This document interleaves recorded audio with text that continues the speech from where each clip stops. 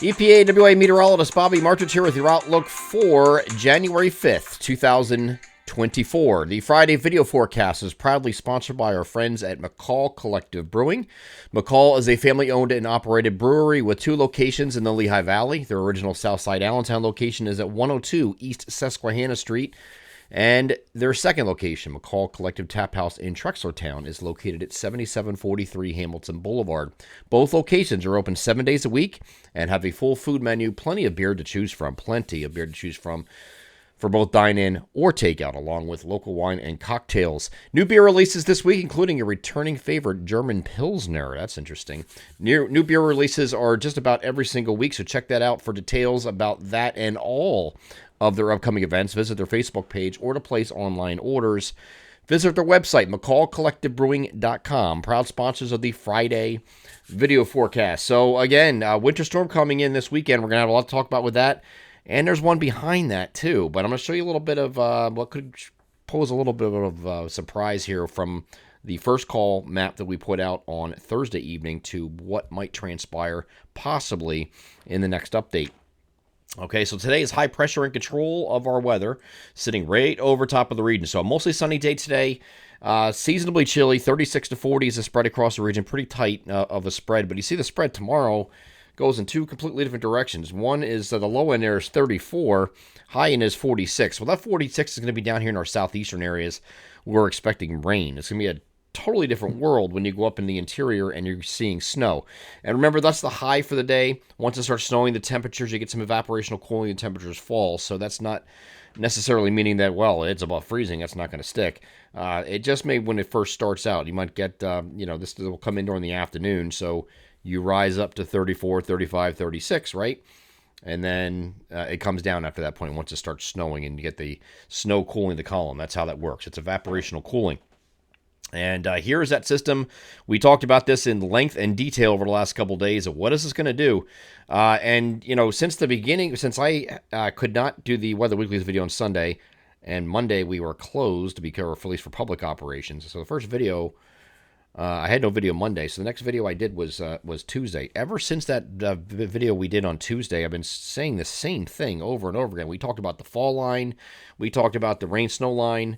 Why certain things were happening, and lo and behold, this has really turned out exactly how we thought it was going to turn out several days ago. Now, we didn't put specific numbers out there because that's ridiculous. I know some people have, but we did it yesterday for the first time, which is the normal time that we do it, 48 hours before a storm, the start of a storm. So that's where we were last evening, and we're going to update that again today as needed, and it might need an update, and I'll show you why in a second. But our southeastern areas will have issues with the rain changeover, okay? It'll be mostly rain all of southeast of I-95, okay? I really don't expect maybe a quick dusting or trace there, but the bulk of this is going to be in the interior as far as snow goes, and I'll pull this up and make this a little bit closer here, but there's a little feature here at the end I want to let you take special notice to here. As this low tucks in up here and gets to Sunday morning, look what happens. You get a little backlash snow in our northeastern areas, and that is something the models have been trending to in the shorter term.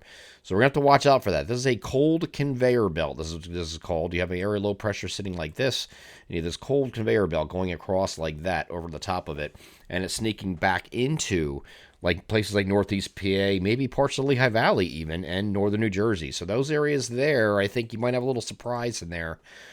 In the works, and we have to continue to monitor that. If there is going to be a surprise area, I'll highlight that when we do this close-up stuff.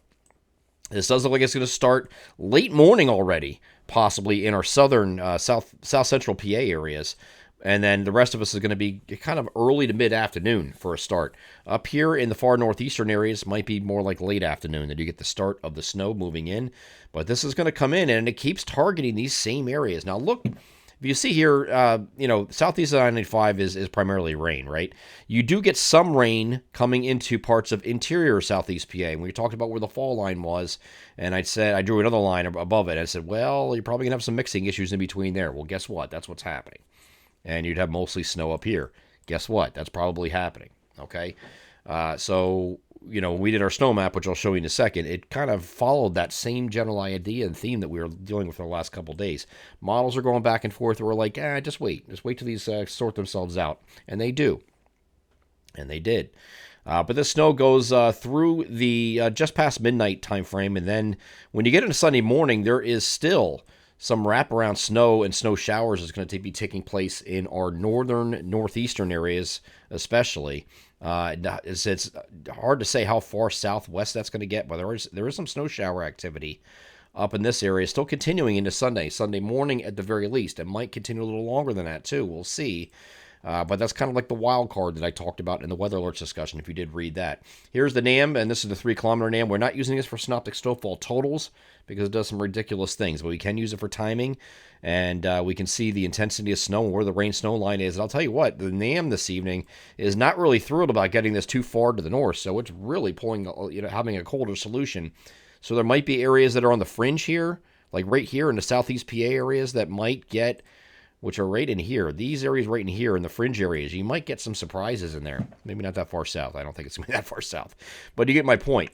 There could be some surprises yet. That's why we have the next call system, which we're going to do today at 5 o'clock. So it's really going to be, the areas we want to watch are kind of be like right in here on the fringe. These areas on the fringe are the ones we got to watch for. Because you can have some, we have posted amounts in there, but they might go slightly over, slightly under. We have to watch for that, okay? But in this case, the trends have been to make this a little bit colder on the evening runs. So we saw a little bit of windshield wiper effect. I told you yesterday we had to look for some energy responsible for this coming on shore to be sampled by the models, and once it did, it would correct to the right solution. Well, they did, but they had a knee-jerk reaction overnight last night. Everybody's ready to jump off a bridge. Oh my God, where the snow's disappearing. We're not going to have any snow now. Even the National Weather Service did that. They had a knee-jerk reaction with that. Just jumped on, oh, it's going to be warm and it's going to be snowless or very little snow. And they're getting hammered for it. And I see what they did, but if you understand how models work, is they adjust to a change, and they saw the change of, this wasn't as a progressive a system anymore. It was a little bit more amped up and invited a little bit more warm air into the situation. But sometimes they overcorrect when they see those changes. And this is a case of, they shot northwest with the snow line, and then they started creeping back southeast again and correcting back to, but they overcorrected, and then it said adjusted back to the middle again. Okay, so I think that's what they generally did, and we'll see if that is going to continue on Friday. But right now it looks like we're going to have snow come through till just past midnight. This is looking at 10 p.m. You see snow going in to the wee hours of the morning, and then it brings the snow showers back into play here on Sunday on the NAMs. There's snow showers, though, and I think you are going to have lingering snow showers throughout the day on Sunday. How intense is this? Could it be more intense on Sunday? That's possible, and that's a wild card we're going to be watching for. This is that cold conveyor belt, the outer periphery of that cold conveyor belt right here. So there could be some snow, additional snow accumulations on Sunday. Again, wait and see. This has legs right now. This is all over the place as far as where it's positioned. So let's get past this system. And before I do that, I do want to show our snow map, which looks like this. And I can never for the life of me size these right in these videos, because it's not really set up for these kind of things.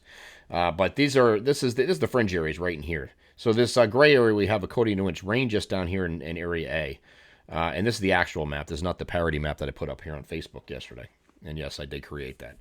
Beer lover, you should know that. So area C is a 1 to 2 inch range. Okay, and then going over to rain. Area B is a trace to an inch, trace to less than an inch.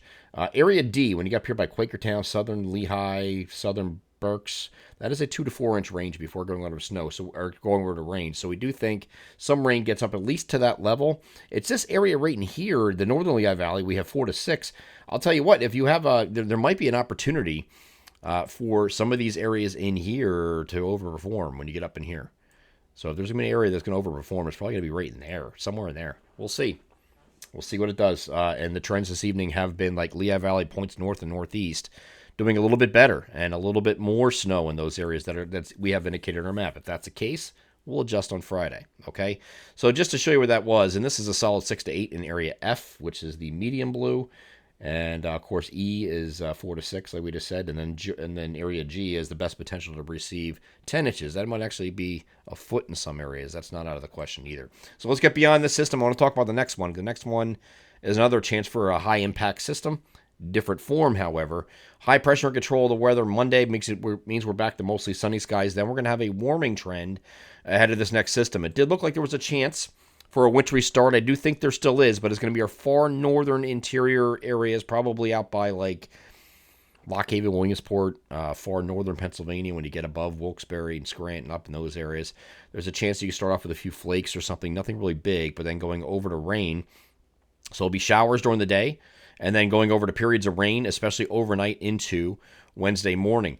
You see how tight these gradient bars, these isobars are? That's lines of equal pressure, and that means it's going to be quite windy. They're very close to each other, and that's going to be a big concern, not only because we just have all the snow, but you're going to have all this rain on top of it. And we're talking about a decent amount of rain possible as we get to the rain map. We could be talking about another 1 to 2 inches with locally higher amounts again. On top of all that snow, so that leads to flooding concerns. So we have to watch for that next week. Again, this is Tuesday into Wednesday, all right? Wednesday morning. And then there's some wind gusts accompanying this. They're going to be 30 to 40 plus easily, it looks like, in the later Tuesday night into Wednesday timeframe. So this is something we're going to keep an eye on. I usually like to try to focus one storm at a time, but they're so close in proximity to each other, and this is going to be an impactful event. We have to kind of move already in that direction, even though we're not done with this one. So I just want to have you keep this in your back of your mind for now, because it looks like it's going to be a windy time frame as we go into Tuesday evening, overnight, and at least the first half of Wednesday for the wind standpoint, and we could be dealing with a lot of rain and flooding issues as we get into early next week. Let's hope that's not the case. I'm EPAWA meteorologist Bobby Martrich. That is your outlook for January 5th, 2024. Have a great Friday.